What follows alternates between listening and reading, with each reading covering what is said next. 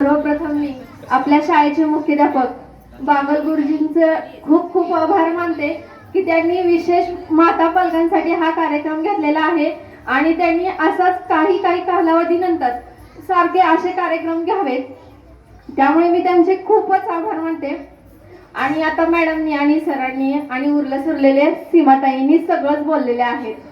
त्याच्यामुळे मी ठरवलेलं तर बऱ्यापैकी सगळं बोललेले आहेत. त्यामुळे मी काही डबल करत नाही. मॅडमलाही जायला वेळ होतोय आणि मी पालकांसाठी महिला पालकांसाठी एवढंच सांगेन की आपण लाजून आपल्या खूप समस्या कमी करतो, सांगत नाही, पण त्या आपण ओपनली सांगितल्या पाहिजेत. आपण 4थ्या लेवल पर्यंत गेल्यावर ओपनली डॉक्टर बरोबर बोलतो, पण आपण पहिल्या स्टेजला जर ती गोष्ट सांगितली तर ती आपण सुधारू शकतो, आपलं आरोग्य निरोगी ठेवू शकतो. पण ती लास्ट स्टेजला गेल्यावर त्याचा काही उपयोग होत नाही. अशा खूप गोष्टी आहेत.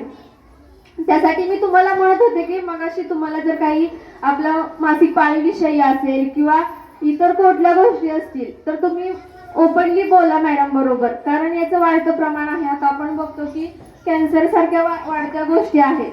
हे आपण लाजण्यामुळे न सांगल्यामुळे याचं प्रमाण वाढत आहे. आपले पाळी व्यवस्थित येत नाही किंवा ज्या इतर गोष्टी आहेत ह्या आपण बोलल्या पाहिजेत, सांगितल्या पाहिजेत. लाजण्यासारखं यात काहीच नाही. आणि आजचा महत्त्वाचा मुद्दा मॅडमनी सांगितला की मुलींसाठी बॅड टच, गुड टच, आणि आपण मुलींची ही उत्तरं दिली पाहिजेत टाळाटाळ न करता. कारण माझा आता मुलगा 5वीला गेलेला आहे आणि मुलांनी मला एक 4थीत असताना प्रश्न विचारला होता, मम्मी अगं ते विस्पर वगैरे काय असतं ग? त्यांनी ते ऍड वगैरे बघितल्या होत्या किंवा माझंही त्यांनी कधीतरी आणलेला पाऊच वगैरे बघितलेला असेल. हे काय असतं ग? तर त्यावेळेस मी त्याला तुला काय करायचं वगैरे असं न म्हणता, कारण मला अशा विषयावर गोष्टीवर बोलताना मी कधीच लाजत नाही आणि मला ते लाजण्यासारख्या गोष्टीच नाही. उलट स्त्रिया त्याचा बाऊ करतात, सांगत नाही, याचंच विशेष वाटतं मला.